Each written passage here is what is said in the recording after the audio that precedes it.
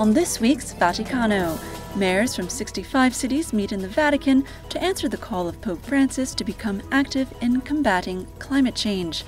The mayor of New York and the governor of California speak about the specific challenges in their cities and states.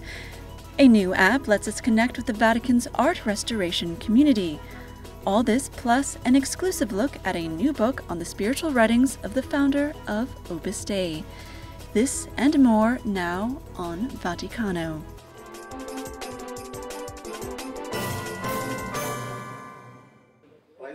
Pope Francis calls, the world answers. A meeting on modern slavery and climate change took place this week in the heart of the Vatican. The two-day gathering was held in the Paul VI Synod Hall, as well as in the Casino Pio IV Hall, located in the Vatican Gardens. 65 mayors and other leaders were invited to take part in the symposium, and they had the chance to briefly present their personal experiences and concerns on these issues. Pope Francis himself came on the first day of the sessions to give the framework for the assembly. ¿Y por qué esta convocatoria? And therefore, the invite by the Pontifical Academy of Science was issued for the mayors of the cities. Even if the importance goes from the center towards the peripheries, the most serious and most important work is conducted from the peripheries towards the center.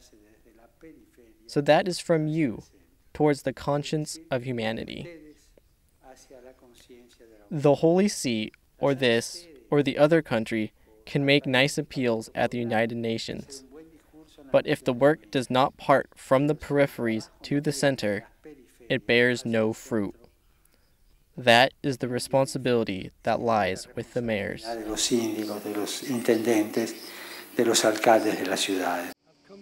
The governor of California was among the invitees. His appreciation for the Pope's call was evident. California ranks the second highest among the U.S. states when it comes down to carbon dioxide emissions. It's impressive and it's very significant that mayors from so many different parts of the world have come together around the common concern about the climate, what disruption of the climate will mean for people, for all of humanity, listening to the Pope's message, a message of inclusion and what he calls integral ecology. Also the focus on the vulnerable and how the least powerful will be adversely affected by the misbehavior of the most powerful. The big point is that the magnitude of the problem that climate change represents is juxtaposed with the complacency, the indifference, and the lack of real understanding. So this meeting that the Pope has called is a major breakthrough in public awareness. The journey to a decarbonized future will take years and decades, but certainly this week here was a real and important step forward. Now, as I go home, I will meet with religious leaders, Jesuits, Franciscans, Dominicans, bishops, the heads of universities, and do what I can to inspire their participation in taking real concrete steps to mitigate climate change. Another participant was the mayor of San Jose, himself a Catholic and a fan of the Pope. I was thrilled to have an opportunity to be a part of this gathering.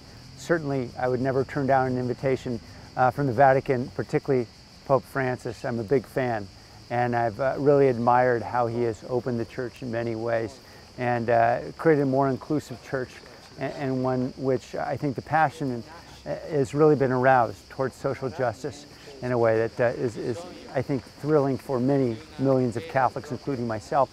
So I wanted to be a part of this. The big corporations of Silicon Valley are under scrutiny since they turn part of California into a type of exclusive place for their own interest. The challenge in Silicon Valley today is overwhelmingly around the ability to provide a city in which all can thrive, and not simply those who work for Google or for Facebook. And we've got thousands of families who are really being left behind by all the extraordinary growth as rents continue to rise and housing prices are really beyond the reach of most. And so really focusing on housing affordability and broadening opportunity, that's critical for us right now in San Jose and throughout Silicon Valley. In other parts of the world, places like Jamaica have to deal with serious problems like forced labor, according to the mayor, senator of Kingsland. They are. In fact, the issue of forced labor, I think, was not something that we spoke about much in Jamaica. Not because it doesn't happen, but because many of us aren't aware of the extent to which it is happening. And I think also because there are some cultural practices that make people vulnerable that we almost take for granted. So when we see the kids at the stoplight that are begging, washing your windscreen, and that's the only way they make a living. We know of the young girls in our communities whose parents put them out to have a relationship with this older man so that they could get money to feed the rest of the family, so that they could go to school, and so that they could buy stuff for the family. The Jamaican population trusts the Catholic Church, which has supported charitable initiatives in the past and continues to do so. The church in Jamaica has always helped with these issues. In fact, they're probably the largest group of volunteers that deals with issues, whether it is homelessness, feeding the poor, our children going back to school. And for years, that has always been. So it wasn't uncommon. In fact, we keep saying the church needs to do more. They're doing, but they still need to do more. They need to get out of the church and go to the church, all right, which is where it is. Another pressing issue discussed was child slavery. It's not just human trafficking. We're talking about slavery. It's not just the movement of people, it's the slavery that happens afterwards. And we also were talking about child labour. And I was talking about that yesterday in my presentation. Yes, child labour is at an all-time low, but child slavery is at an all-time high. And there's 5.5 million children in the world in slavery at this very moment. So we need to make sure this is in the Sustainable Development Goals, and there's an international, a national and a local response. On the evening of July 22nd, these sessions came to a close, and the mayors went back to their cities, many of them with renewed enthusiasm to act.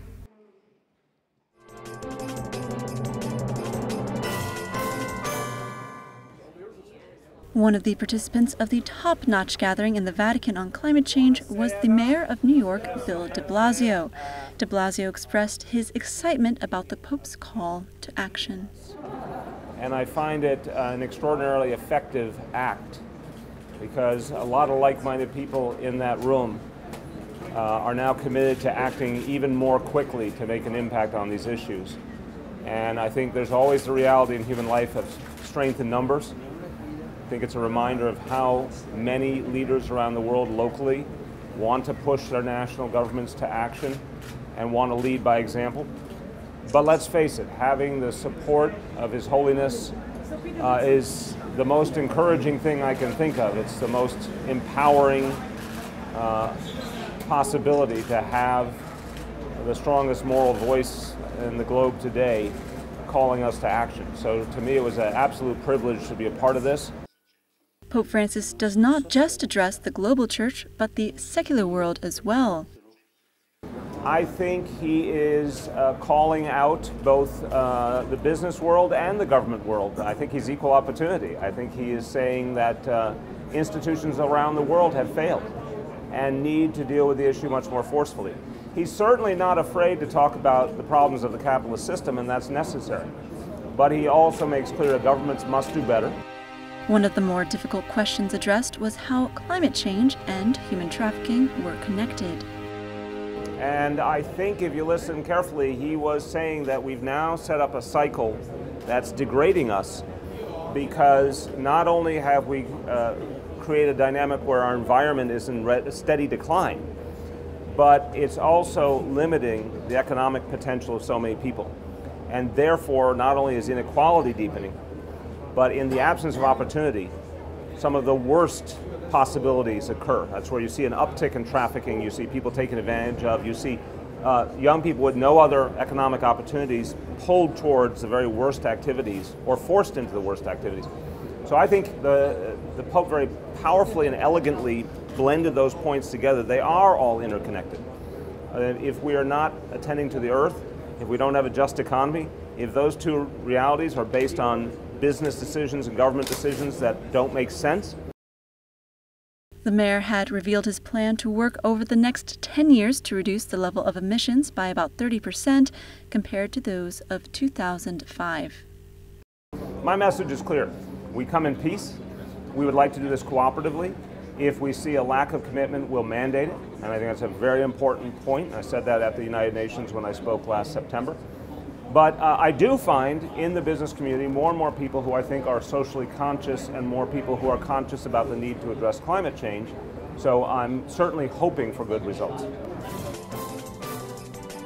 Stay with us. After the break, we introduce a new app for the patrons of the Vatican.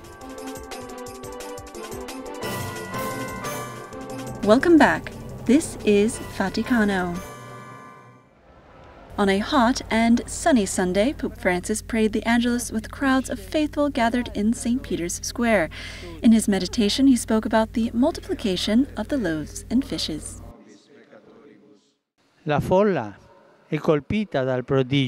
crowd is struck by the wonder of the multiplication of the loaves. But the gift that Jesus offers is the fullness of life for the hungry man. Jesus not only satisfies material hunger, but the most profound one, the hunger of the meaning of life, the hunger of God. In front of suffering, loneliness, poverty, and the difficulties of so many people, what can we do? Complaining does not resolve anything. But we can offer the little that we have like that boy. We surely have some time, some kind of talent, some kind of expertise. Who among us does not have their 5 loaves and 2 fishes? We all have it. If we are willing to place it in the Lord's hands, it would be enough so that in the world there would be a bit more love of peace, of justice, and above all, of joy. How much we are in need of joy in the world. God is capable of multiplying our little gestures of solidarity and make us participants of His gift. Afterwards, he opened the official registration for next year's World Youth Day in Poland. Today, the registration for the 31st World Youth Day opens, which will take place next year in Poland.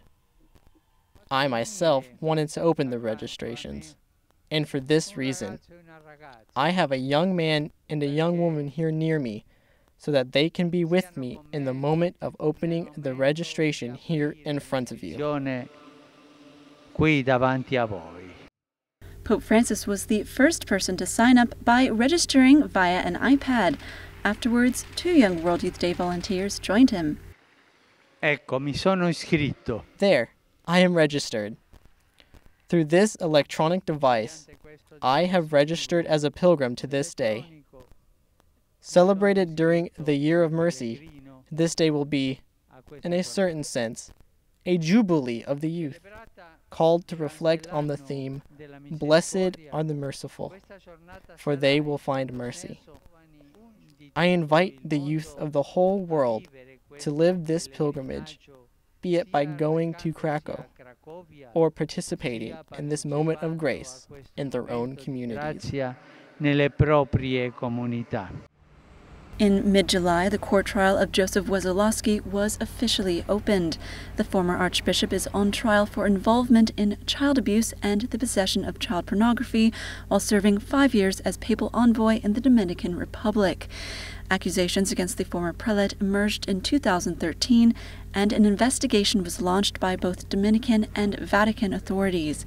A Vatican criminal court hearing opened in September last year. Wesolowski has been laicized and his diplomatic immunity has also been revoked. The former Polish prelate is being tried in the Vatican city-state, which has its own courts, and could face the maximum penalty of 35 years in prison. The maximum penalty Vatican courts could previously give was life imprisonment, but this was abolished by Pope Francis shortly after his election. Wesolowski denies all the charges.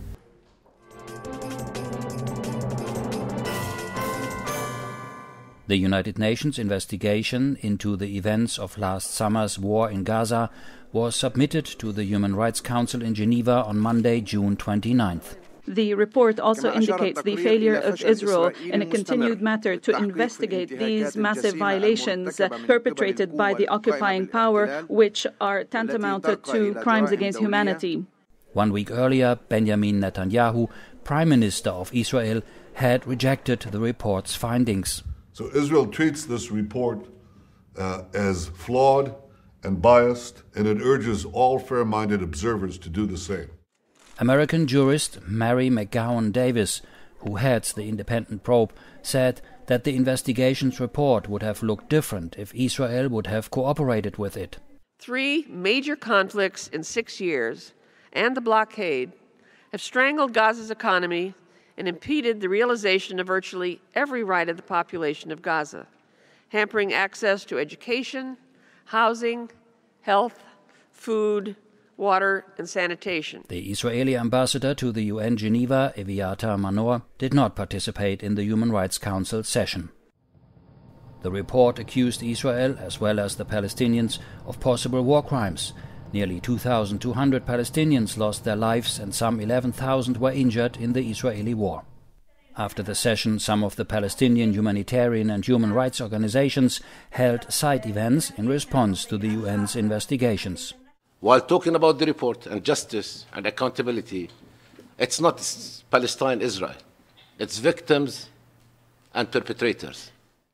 And we think things will change sooner or later, because at the end, rights are rights, is rights, and nothing will stop people, to call for justice and to call for the fundamental rights. The situation in Gaza, it's not just really humanitarian, food and destruction, etc. It's also a human rights problem. Otherwise, how it comes that since 2006, each 2 years we met and we discussed this issue. So if we want really to bring justice to the population, we have really to touch the main cause, the origin of this problem. And we are very happy that the Vatican now recognized Palestine as a state, although this is not really the end. This is not what we want. We want really to hold Israel accountable, and but of course the Palestinians, they deserve to have their own land and their own really life as everybody in the world. The UN Human Rights Council is scheduled to debate the report, after which it will be brought to a vote later. A draft resolution will be sent then to the UN General Assembly, the Security Council and the International Criminal Court for further action.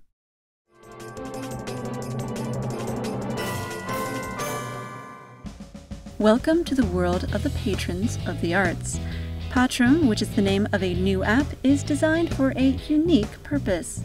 And the goal of the app is to create interaction and to build a community and to take advantage of crowdsourced fundraising and to attract a new level of patron, a younger audience, and someone who might be interested to give maybe $20 to a project, but they can't afford to, pay for the full ticket item. So the goal is to attract a new kind of patron and to build community through social media.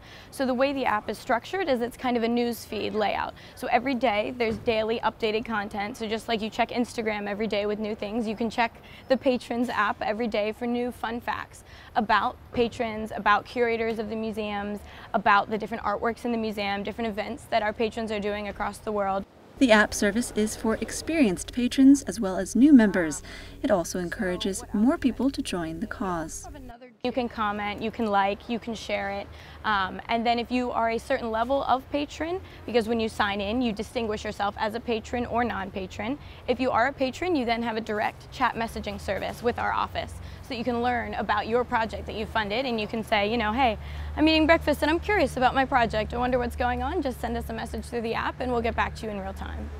The app also allows users to take part in real-time multimedia exchange about current projects. There is a way in which the curator can send a picture to the user saying, oh look, here's a quick snapshot of your project. So yeah, you can get very real-time reactions to what's going on with your piece of art. And it's exciting, and it's what our patrons deserve.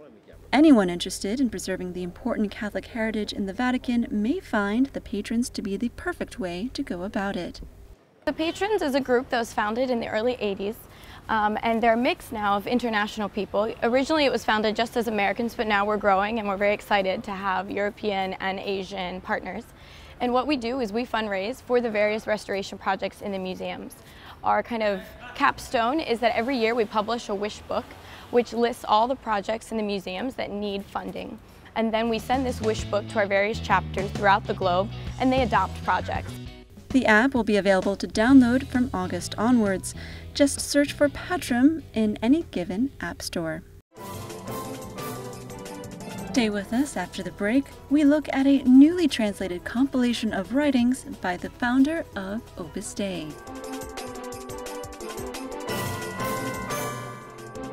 Welcome back. You're watching Vaticano. With over 90,000 members, including laymen and women, and around 2,000 priests, Opus Dei has a presence in more than 90 countries. Its founder, Saint Josemaria Escriva, has written numerous homilies, meditations, and spiritual texts. The Spanish edition has been published for a while. Now, for the first time, a volume of his spiritual writings are published in German, with an English edition in the making. The content of this book, which I have not written by myself, but together with Professor Javier Lopez, who has also done more work than I have, to be honest, wants to be a complete presentation of the spiritual teachings of Opus Dei's founder. That was the global initiative.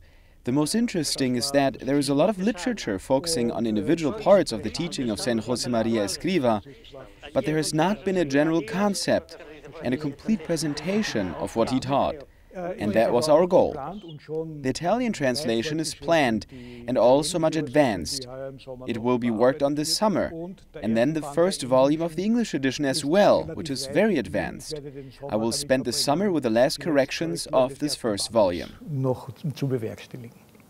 The book is the fruit of a decade of research and work, an extensive amount of material needed to be explored.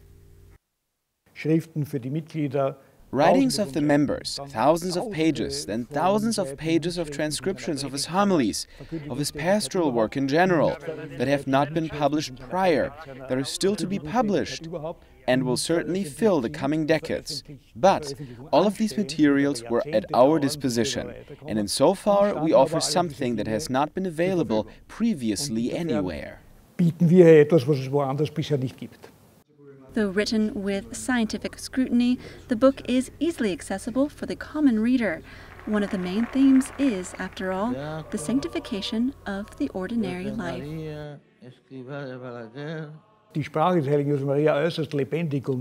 The language of Saint Josemaria is very lively and practical, and univocal and clear. He's a preacher, not a philosopher or theologian. It is accessible to everybody. I've already spoken with a lot of people that are reasonable people with no formal theological formation nonetheless, and they can enjoy the book greatly. There will be 3 parts. The first part has a long preface to contextualize the teaching of Saint Josemaria theologically and historically. Then follows in 3 parts the goal of the Christian life: to glorify God, to build the kingdom of God, to establish the Church. And prayer life takes an important role, as well as Holy Mass, since they are the root and center of the Christian life. Then also the battle, an important subject that today is not so common to talk about anymore, which Josemaria emphasizes nonetheless. Without battle against ourselves, not against the others, against one's inner resistance, there is no progress in the spiritual life. gibt es kein Voranschreiten im geistlichen Leben.